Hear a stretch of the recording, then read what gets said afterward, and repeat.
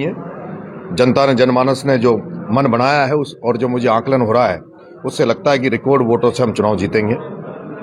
मेरा जो अनुभव है, पॉलिटिकल अनुभव, वो ये कहता है कि दोनों पार्टियों के 45-45 हज़ार वोट आएंगे और नरेश मीणा के लगभग 1 लाख वोट आएंगे।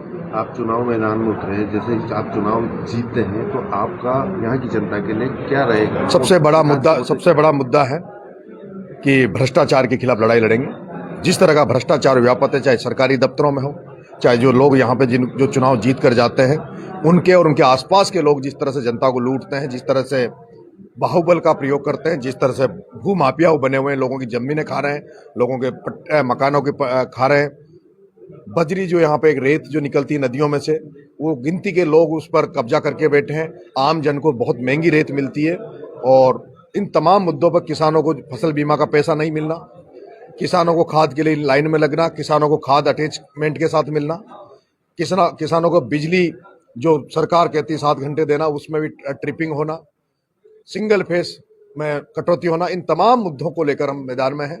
और प्रकार का विकास कराएंगे अगर आप जीतते तो? देखिए यहाँ 78 साल देश की आजादी के बावजूद भी ये जो यहाँ जिनको आप कांग्रेस ने मौका दिया है, वो 2 बार यहाँ से मंत्री रहे, उसके बावजूद भी सड़कें टूटी हुई है।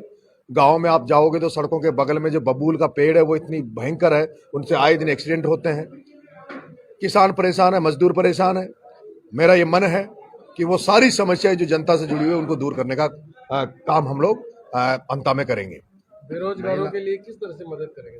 देखिए यहाँ 2 थर्मल है, एक कवाई में थर्मल है, एक छबड़ा में थर्मल है, और मैं देख रहा हूँ उन दोनों थर्मलों में युवा जो हमारे लोकल युवा हैं 12 जिले के, उनको मौका नहीं मिलकर बाहर के युवा उसमें काम करते हैं।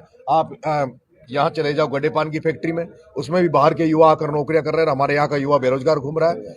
यहाँ के युवाओं को मौका देंगे, कोई न कोई ऐसा प्रयास करूंगा, विधानसभा में मुद्दा उठाऊंगा, क्योंकि हाड़ौती में केवल खेती बाड़ी है, खेती बाड़ी के अलावा, किसानियत के अलावा यहाँ ना तो नौकरियां ज्यादा है और ना कोई उद्योग धंधे हैं।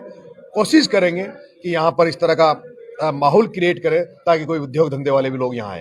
एक तरफ वसुंधरा राज्य का गढ़ माना जाता है 12 साल, जी पूरी सरकार है बीजेपी के नेता के साथ, एक तरफ कांग्रेस का दिग्गज नेता। देखिए मैंने अभी कल, मेरे को किसी ने बताया, अभी पता चला कि कांग्रेस पार्टी ने 40 स्टार प्रचारक उतारे हैं और भारतीय जनता पार्टी ने भी 40 स्टार प्रचारक उतारे हैं। उनके पास उनकी पार्टी का बैनर होगा, पार्टी के नेता होंगे। नरेश मीणा तो 25 साल से जनता के बीच में काम कर रहा है। मैं जनता के भरोसे चुनाव लड़ रहा हूं। नेता चुनाव नहीं जिताते, जनता चुनाव जिताती है। जनता को अपना माँ बाप मान के जनता के पैरों में दंडवत करते हुए, जनता का चुनाव है, जनता ही नरेश का चुनाव लड़ेगी।